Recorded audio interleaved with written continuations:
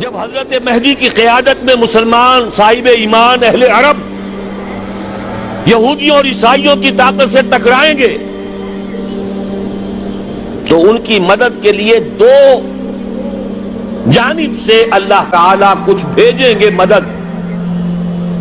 ایک تو آخری مرحلے میں مدد آئے گی حضرت مسیح عیسیٰ ابن مریم کا نزول، جو یہودیوں کی طرف رسول بنا کر بھیجے گئے تھے. انہیں یہودیوں نے اپنے خیال میں سولی پر چڑھا دیا، لیکن اللہ نے فرمایا وما صلبوہ وما قتلوہ ولکن شبہ لہم بل رفعہ اللہ الیہ. اللہ تو اپنی طرف اٹھا کر لے گیا. اور احادیث صحیحہ جو کہ ہمارے ہاں متواترہ کے درجے میں، وہ احادیث جو صحیحین کی ہیں، ان سے ثابت ہے کہ حضرت عیسیٰ ابن مریم دوبارہ زمین پر آئیں گے. اور یہودیوں کا سب سے بڑا سرغنہ جو خود مسیح ہونے ہی کا دعویٰ کر رہا ہوگا، مسیح الدجال، اسے حضرت مسیح قتل کرے گے. لیکن ایک دوسری حدیث سے معلوم ہوتا ہے کہ مشرق سے فوجیں آئیں گی حضرت مہدی کی مدد کے لیے. یخرجون ناس من المشرق یؤدون للمہدی یعنی سلطانہ. مشرق کی طرف سے فوجیں آئیں گی کہ جو مہدی کی حکومت کو مستحکم کریں گی. خراسان کا لفظ آتا ہے ایک دوسری حدیث میں. خراسان سے سیاہ عالم چلیں گے، انہیں کوئی نہیں روک سکے گا یہاں تک کہ وہ یروشلم میں جا کر نصب ہو جائیں گے. اور حضور کے زمانے میں اچھی طرح سمجھ لیجئے، ہند کسے کہتے تھے حضور کے زمانے میں؟ پاکستان ہند میں شامل نہیں تھا.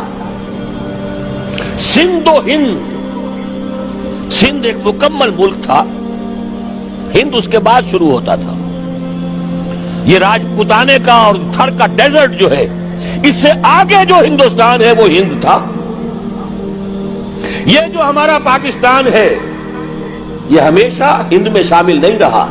حضور کے زمانے میں بالخصوص سندھ و ہند، دریائے سندھ چلا آ رہا ہے. یہ ساری ٹریبیوٹریز جو پنجاب کے اندر اس کی ہیں، یہ سب ایک علیحدہ ملک ہے جو اس زمانے میں سندھ کہلاتا تھا. اور نمبر 2 یاد کیجئے، اس زمانے میں خراسان ایک علاقہ تھا جس میں موجودہ افغانستان کا 2/3، تھوڑا سا حصہ ایران کا، اور جہاں تک میں تحقیق کر سکا ہوں آج تک پاکستان کا بھی علاقہ، خاص طور پر مالاکنڈ ڈویژن جو اس خراسان میں شامل ہے. خراسان سے سیاہ عالم چلیں گے جو جا کر یروشلم میں نصب ہوں گے. یہاں بھی ایک نقطہ نوٹ کر لیجئے، پہلے بھی یروشلم ہم سے چھینا تھا. کس نے چھینا تھا؟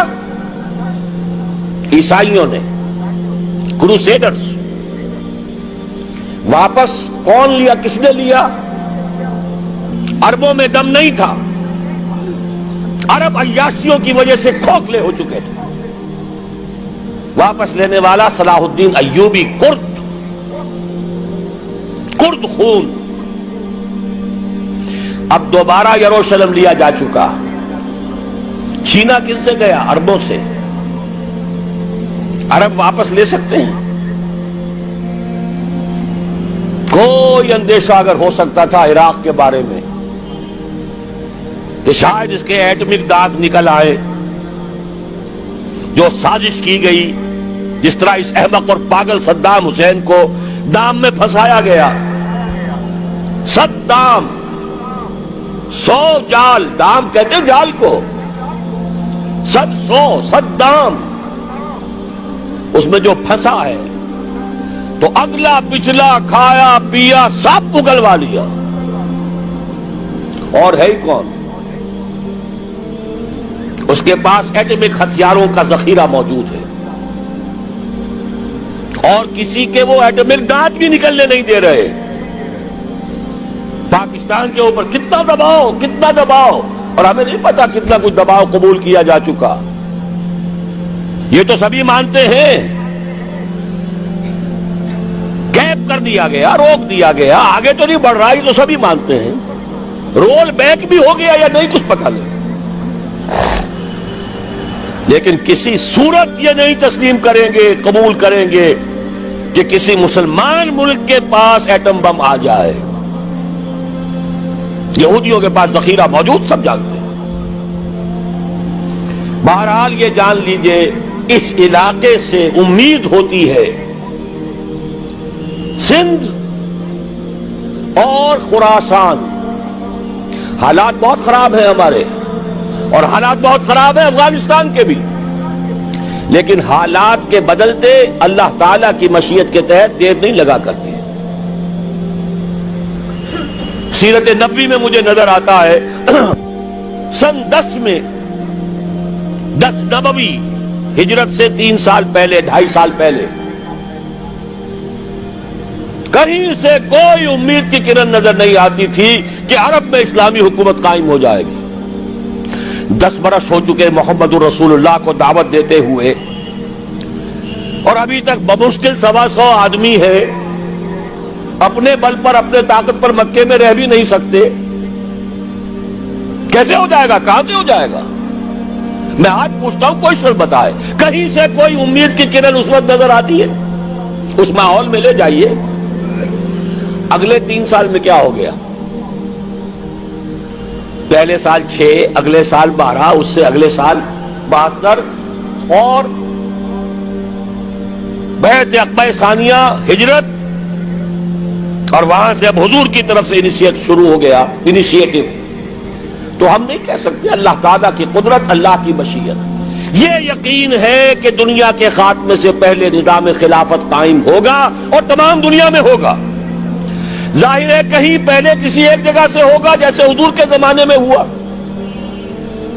اگر بیک وقت پوری دنیا میں ہو سکتا تو حضور کے دست مبارک سے ہوتا. اگر حضور کے دست مبارک سے بھی ایک ملک میں ہوا، جزیرہ نماء عرب میں ہوا، پھر حضور کے امتی ہیں نا، ابو بکر ہے، عمر ہے، عثمان ہے، صحابہ کرام کی فوجیں نکلی ہیں، امتی ہیں. امتیوں کے ہاتھوں اس کی توسیع ہوئی. اب بھی یہی ہوگا، کسی ایک علاقے میں ہوگا. میرا گمان ہے، میں یہ یقین سے نہیں کہہ سکتا.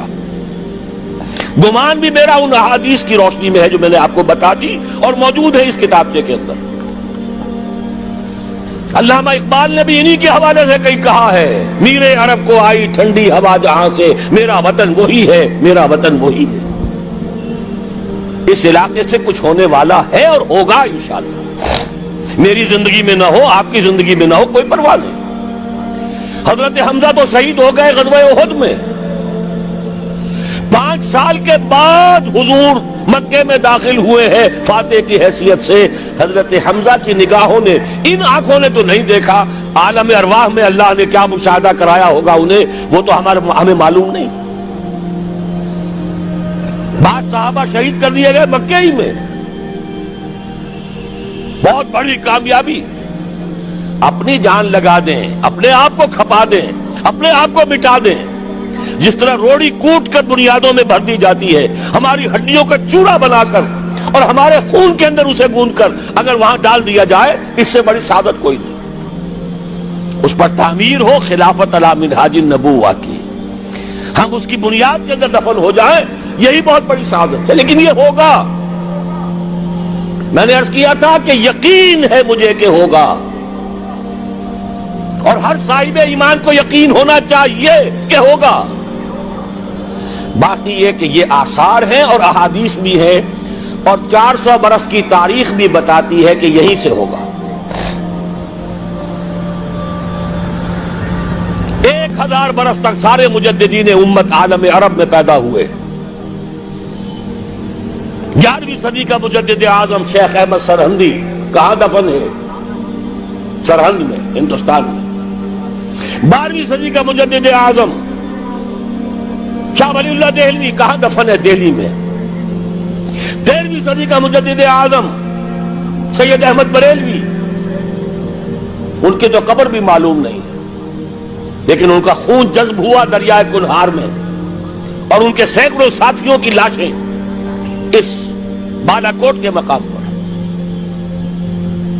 14ویں صدی کے مجدد اعظم شیخ الہند، لیکن ان کے ساتھ ساتھ اتنے اعظم رجال، علامہ اقبال جیسا مفکر، مولانا مودودی جیسا مصنف، مولانا الیاس جیسا مبلغ کہیں اور ہمیں دکھا دیجئے آپ. میں کل کہیں عرض کر رہا تھا، دیکھیے پہلے جو ہے 1000 برس تک ہر خیر ہندوستان میں باہر سے آ رہا تھا. معین الدین اجمیری باہر سے آ رہے ہیں،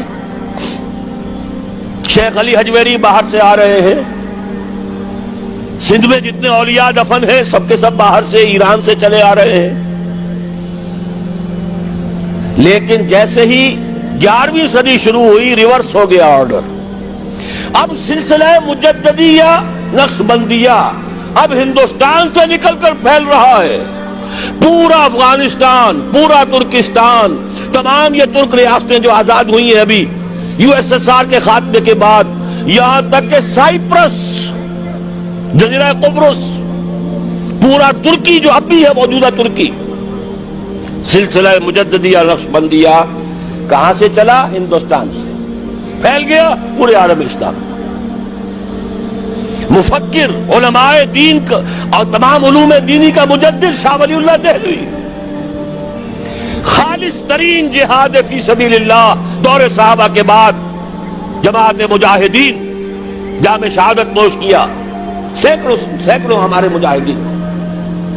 پھر 14ویں صدی میں اقبال جیسا مفکر، مودودی جیسا، دوبارہ دوہرا رہا ہوں، مصنف، مولانا الیاس جیسا مبلغ مجھے تو کہیں نظر نہیں آتا. تمام مسلمان ممالک آزاد ہوئے، کہیں اسلام کا نام نہیں لگا.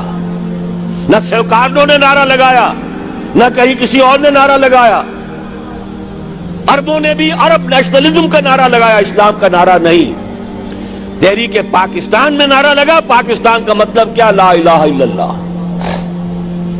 صبح عرض کر چکا ہوں، تحریک خلافت پوری دنیا میں کہیں نہیں، صرف بر عظیم پاک و ہند میں. اور کیسی تحریک خلافت کہ ہندو شریک ہوئے، گاندھی شامل ہوا، پورے ہندوستان کو جس نے گنجا دیا. یہ دوسری بات ہے کہ جب خود مصطفیٰ کمال نے ختم کر دیا تو اب کیا کرتے؟ مدعی سست گواہ چست. نوٹ کرنے کی بات ہے، کچھ آثار ہیں، 400 سال کی تاریخ ہے، بتا رہی ہے پاکستان کا قیام خود ایک معجزہ.